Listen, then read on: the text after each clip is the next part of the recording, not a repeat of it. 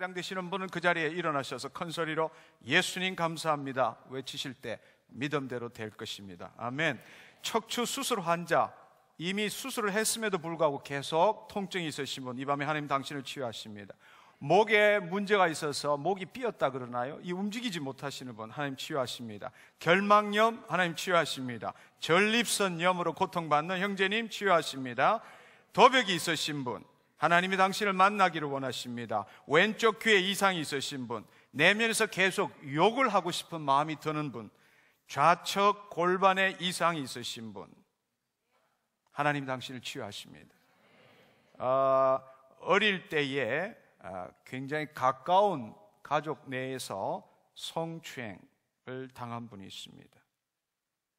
예수님께서 오늘 이후 당신은 자유라고 말씀하십니다. 아멘. 할렐루야. 하나님 감사합니다.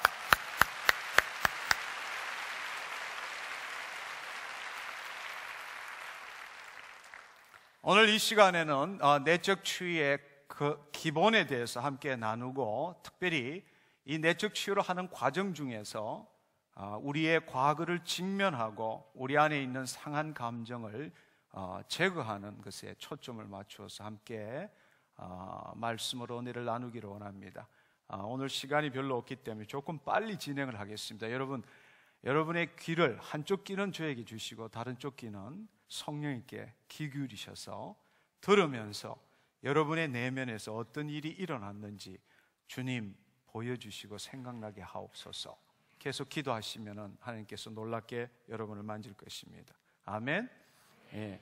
내적 치유라는 것은 성경에 없는 말입니다. 삼위일체가 성경에 없지만 우리가 다 알고 있는 것처럼 성경에는 내적 치유란 말은 없습니다. 그러나 내적 치유는 새롭고 특별한 것이 아니라 예수님의 사역의 대부분이 내적 치유에 기초하고 있다는 사실을 우리가 알아야 합니다. 우선은 그 일을 우리가 알기 위해서 예수님께서 공생의 사역을 하시기 전에 선지자들이 예수 그리스도에 대해서 대언한 한두 가지를 살펴보면 좋을 것 같습니다. 우선 이사야 61장 1절의 말씀에 보면은 주 여호와의 신이 내게 임하셨으니 이는 여호와께서 내게 기름을 부으사 가난한 자에게 아름다운 소식을 전하게 하려 하심이니라. 나를 보내사 마음이 상한 자를 고치시고 포로된 자에게 자유를, 갇힌 자에게 노임을 전파하며, 마음이 상한 자를 치유하시는 분이 바로 예수님이십니다. 또 예수님이 마리아와 요셉이 어린 예수님을 안고 예루살렘 성전으로 갔을 때에 그 예루살렘에는 예수님을 기다렸던 두 사람, 안나가 있고 또 시몬이란 사람이 있었습니다. 그 시몬이 그 예수를 바라보고 마리아에게 예언을 했습니다. 누가복음 2장 35절에 보면은 칼이 너의 마음을 찌르듯 하리니 이는 여러 사람의 마음에 숨겨진 생각을 덜어내려 함이니라 하더라. 예수님께서 그 어미의 마음은 찢어지게 아프지만 그 예수님께서 많은 사람들의 숨겨진 생각을 덜어내려 함이니라. 그것이 바로 예수님께서 공생애 동안 하셨던 일입니다. 수많은 일들을 하셨습니다. 그분은 우리 인간이 누구인지를 너무나도 잘 알고 계셨고, 왜냐하면 그분이 우리를 지으셨기 때문입니다. 우리가 죄를 지음으로써 우리가 어떤 상태가 되었는지를 너무나 잘 알고 계셨습니다.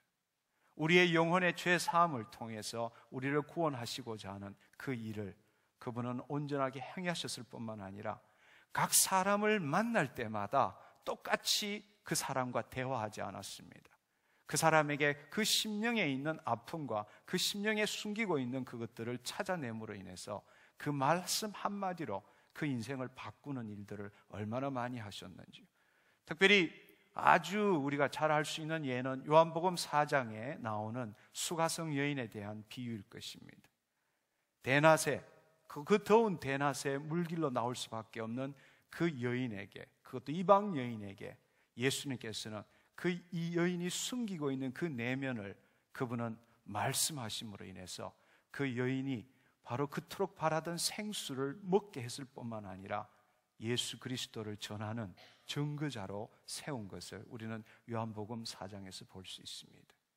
예수님께서는 preaching, teaching, healing, 하나님 나라의 복음을 선포하고 율법과 선지자의 말을 가르치시고 또 하나님 나라를 증거하기 위해서 그분은 귀신을 쫓고 병을 치유하고 수많은 일들을 하셨습니다.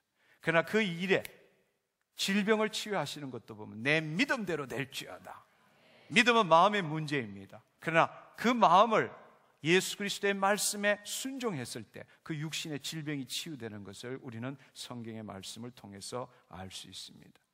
예수님께서는 하나님 나라의 복음을 선포하시고 그 약속된 하나님 나라의 그 복음을 우리로 하여금 성취하기 위해서 십자가에 못 박히시고 부활하셨습니다. 우리가 바로 그것을 믿음으로써 구원을 얻고 하나님 나라의 백성의 삶을 살도록 하는 것이 바로 예수님이 우리에게 행하고자 하셨던 일들입니다. 우리는 이 놀라운 복음의 소식을 듣고 하나님의 말씀을 읽고 또 그렇게 살고 싶음에도 불구하고 우리는 나면서부터 이때까지 살아오는 동안에 수많은 상처와 쓴뿌리와 고난과 고통으로 말미암아 비록 이 성경의 말씀을 듣고 그렇게 살고자 노력함에도 불구하고 그 복음의 성취, 하나님 나라의 자녀의 삶을 잘 살 수 없다는데 우리 모두가 가지고 있는 문제입니다. 그렇게 원함에도 불구하고 말씀을 읽고 순종하려고 노력하고 그렇게 살려고 하는데도 잘 되지 않는다는 것입니다. 바로 이러한 문제를 직면했을 때에 예수님이 행하셨던 것처럼 우리의 내면, 우리가 잘 알지 못하지만 우리의 어릴 때에 가졌던 수많은 상처와 또 쓴뿌리들을 우리가 예수 그리스도의 도움으로 말미암아 그것이 무엇인지를 우리가 알게 하고 그 문제를 예수 그리스도 앞에 가져오게 하고 그 안에 있는 독들을 빼내게 하고 예수님이 그 문제에 대해서 뭐라고 말씀하시는지를 듣게 하고 그렇게 함으로써 우리의 마음의 상처를 치유받음으로써 온전한 복음의 삶을 살 수 있도록 하는 것이 바로 내적 치유라는 사실입니다. 내적 치유는 특별하고 새로운 것이 아닙니다. 내적 치유는 바로 이 복음의 말씀과 성경을 가지고 성경의 말씀과 성령의 권능을 가지고 우리의 가슴에 진금성부를 하는 것이 바로 내적 치유라고 말할 수 있습니다. 복음의 차원에서 내적 치유를 우리가 다시 한번 생각한다면 우리 안에 말씀의 씨앗이 온전히 자라서 하나님 나라가 자신에게 이루어질 수 있도록 우리의 마음밭을 잘 가꾸는 것이 바로 내적 치유이기도 합니다. 네, 하나님의 말씀의 씨앗이 하나님 나라인 우리 안에 들어와서 잘 자랄 수 있도록 그 마음판을, 그 마음밭을 가꾸는 것이 바로 내적 치유입니다. 여러분 한번 생각해 보십시오. 마가복음 1장 15절에는 때가 찼고 가라사대 때가 찼고 하나님이 가까이 와서 하나님 나라가 가까이 왔으니 회개하고 복음을 믿어라. 누가복음 17장 20절 21절에는 바리새인과 서기관들이 너가 말하는 하나님 나라가 언제 온다는 말인가 했을 때 예수님께서 하나님 나라는 눈에 보이는 것도 아니고 여기 있다 저기 있다 말 못하리니 하나님 나라는 너희 안에 있느니라 말씀하셨습니다. 로마서 14장 17절에 보면은 하나님의 나라는 먹는 것도 아니요 마시는 것도 아니요 하나님의 나라는 의와 평강과 희락이라고 말했습니다. 우리는 이 말씀을 통해서 이미 하나님 나라가 이 땅에 도래했고 하나님의 나라는 저기 여기 있는 것이 아니라 하나님 나라는 우리 안에 있다고 말했고 그 하나님의 나라는 의와 평강과 희락이라고 말했습니다. 그럼에도 불구하고 우리는 그 하나님 나라가 내 안에 있고 그 하나님 나라는 의와 희락과 평강임에도 불구하고 우리는 그것을 누리지 못하고 살고 있는데 문제가 있다는 사실입니다. 이것을 우리가 다른 말로 좀 더 이야기를 해보자면 마태복음 13장의 이야기와 함께 연결해서 하면 좀 더 구체적으로 알 수 있을 것 같습니다. 마태복음 13장에는 씨 뿌리는 자의 비유가 나오고 그 씨앗은 비유로 말했지만 그 씨앗은 사라지지 않고 영원히 함께하는 생명의 말씀입니다. 이 말씀은 베드로전서 1장 23절에 이렇게 말씀하십니다. 너희가 거듭난 것이 썩어질 씨로 된 것이 아니요 썩지 아니할 씨로 된 것이니 하나님의 살아있고 항상 있는 말씀으로 되었느니라. 그렇습니다. 우리가 씨 뿌린 자가 씨를 뿌릴 때 어떤 곳은 길가에 혹은 흙이 얇은 돌밭에 가시떨기 위에 혹은 좋은 밭에 뿌리는 비유가 나와 있습니다.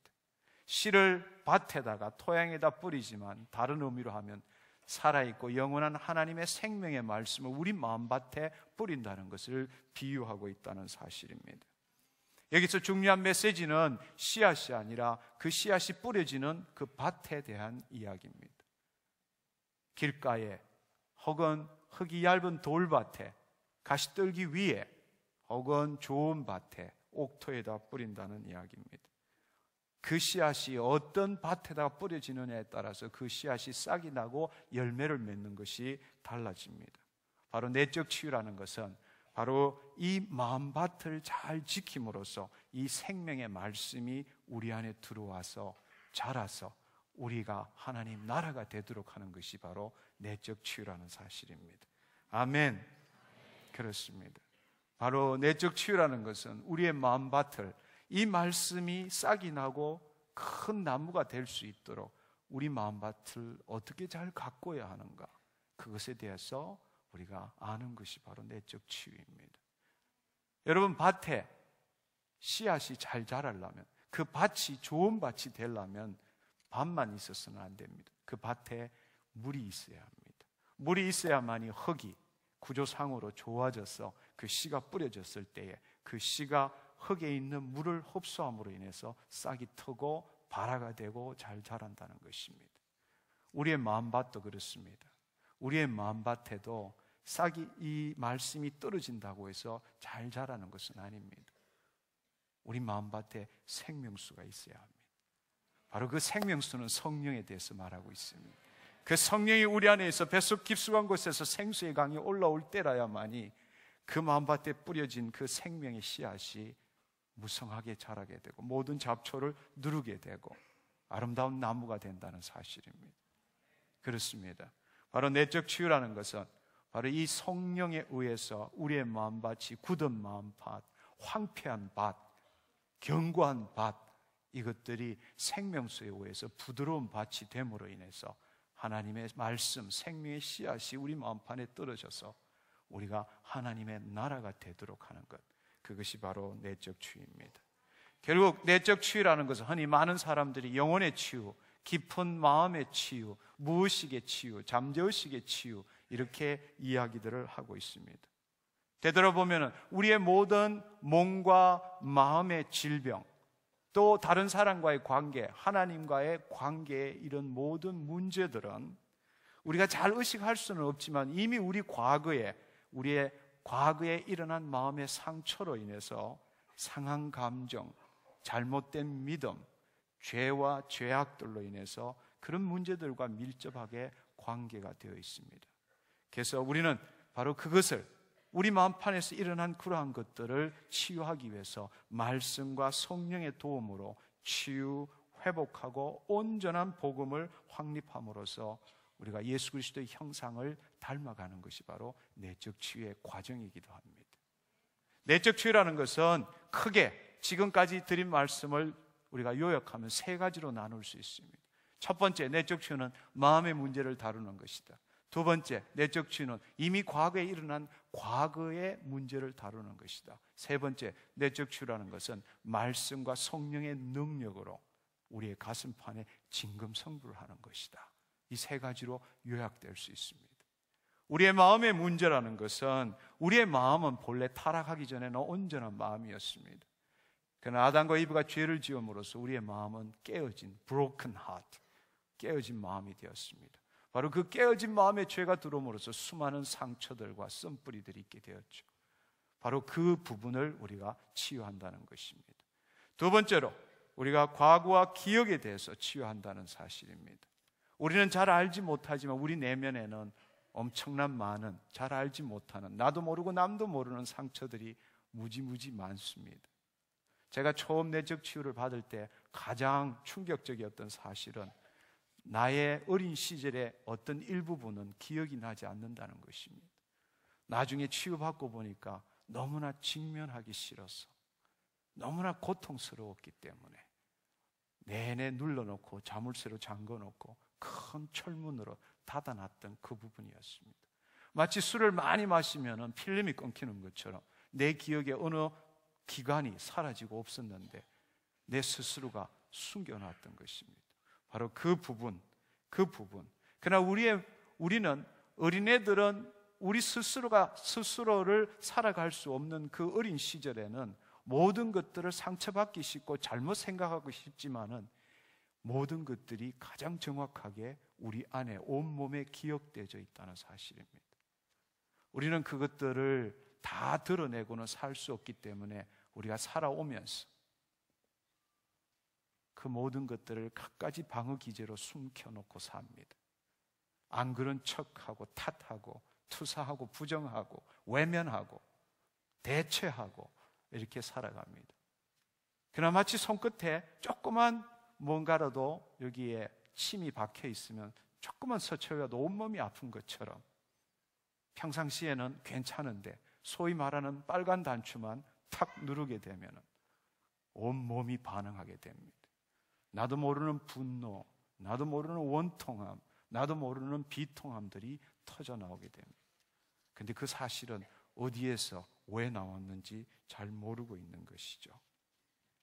우리는 태아 때부터 이미 모든 것들을 생각하고 기억해 놓고 있다는 사실입니다. 우리 안에 저장돼 있어서 지금은 내가 배운 지식으로 내가 숨길 수 있는 여러 가지 방법으로 안 그런 척하고 살고 있지만 그것들은 다 우리 안에 온몸에 기록되어 있다는 사실입니다.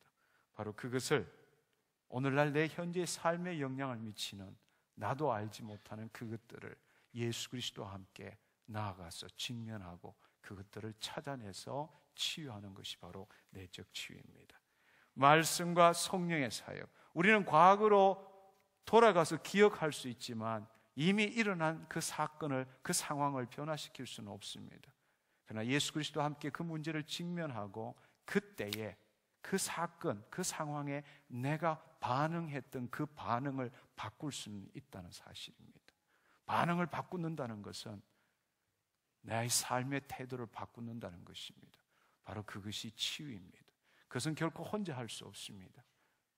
우리의 죄를 사해 주시는 예수 그리스도와 함께 할 때 그것이 가능하다는 사실입니다. 아멘. 내적 치유의 여행에 오신 여러분을 진심으로 환영합니다. 내적 치유의 몇 가지의 특징을 보면은 내적 치유는 이름이 내적 치유 이러니까 치유에만 국한된 것 같은데 사실은 그렇지 않습니다. 내적 치유 안에는 치유와 회복과 성숙 전부를 포함하고 있습니다. 이 용어 자체가 조금 편향된 그런 용어이지만 본래 내적 치유라는 것은 치유와 회복과 성숙을 포함하는 말입니다. 성경의 말씀에 보면은 고린도후서 7장 1절에 보면은 육과 영의 온갖 더러운 곳에서 자신을 깨끗게 하자. 이것이 바로 내적 치유입니다. 에베소서 5장 27절에 보면은 티나 주름 잡힌 것이나 이런 것들이 없이 거룩하고 흠이 없게 하려 하심이니라. 데살로니가전서 5장 23절에 보면 너희 온 영과 혼과 몸이 우리 주 예수 그리스도 강림하실 때까지 흠없게 보존되기를 원하노라. 요한일서 3장 2절 3절의 말씀에 보면 그의 예수님의 깨끗하심과 같이 자기를 깨끗하게 하느니라.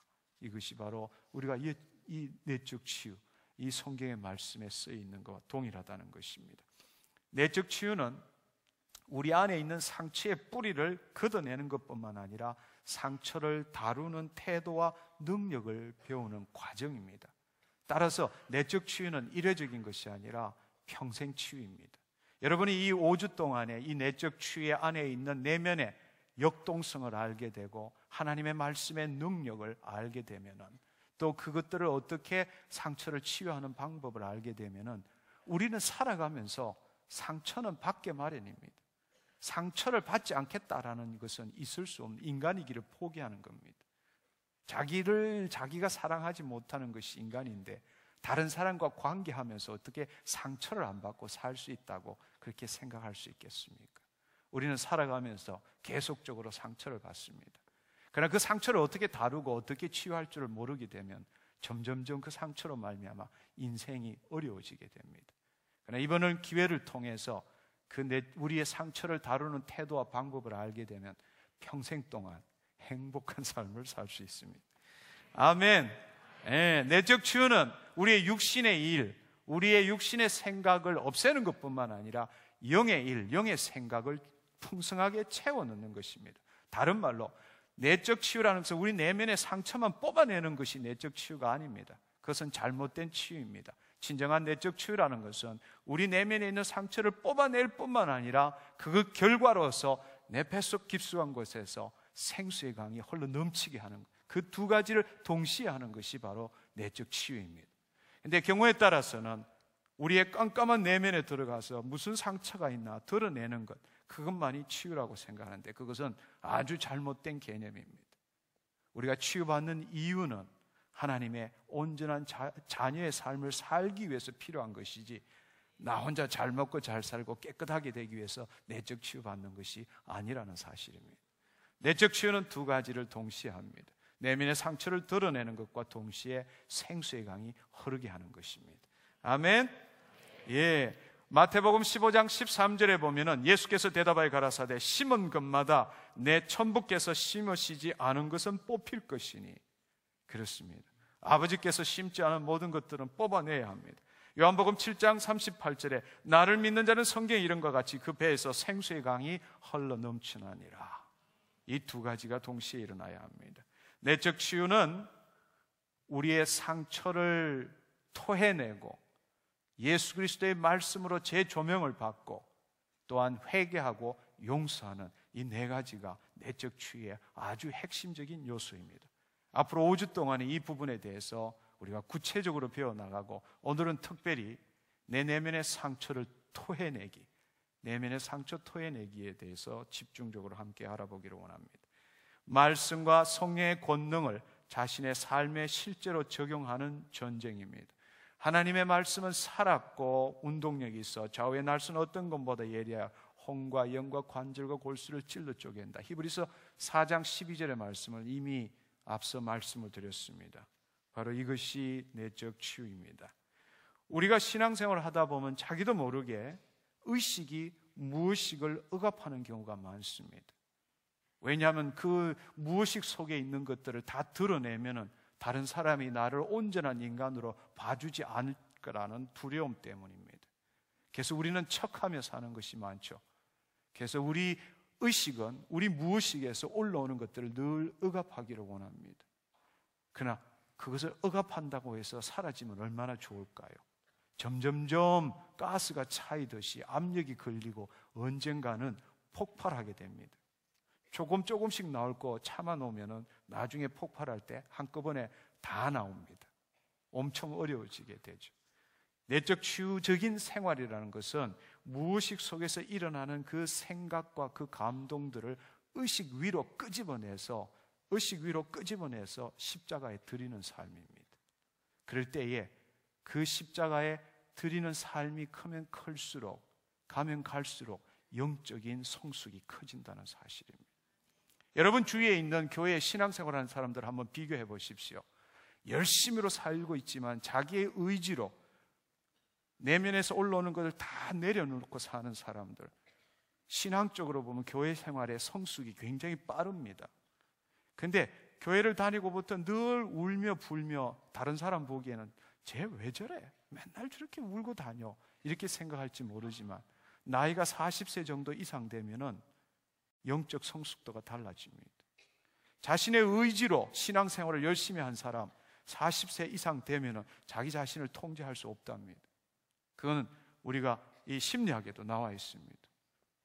그러나 자기 자신을 늘 내면에 있는 것들을 드러내고 하나님 앞에 드러내고 치유받고 굉장히 그 신앙의 성숙도가 느린 것 같아도 내면의 것을 하나님께서 심지 않은 것들을 뽑아내면 뽑아낼수록 생수의 강이 흘러 넘치기 때문에 그는 그 사람은 후패하지만 세월이 가면 갈수록 속 사람은 새로워지고 지혜롭고 아름다운 자가 된다는 사실을 그렇습니다. 여러분 주위에도 신앙생활의 패턴을 한번 보십시오.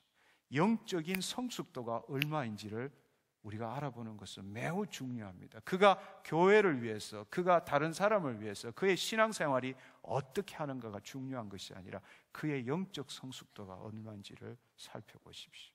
우리는 가면 갈수록, 나이가 들면 들수록 영적 성숙은 끝이 없습니다.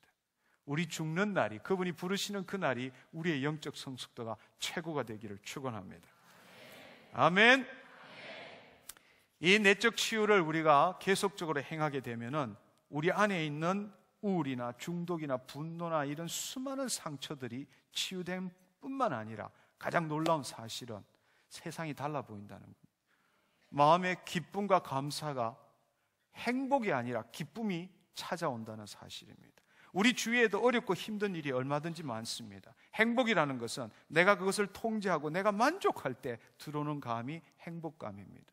그러나 기쁨은 그렇지 않습니다. 주위의 환경과 상관없이 내 안에 사랑의 본질인 하나님의 생명이 계속적으로 올라오므로 그냥 기쁜 거예요.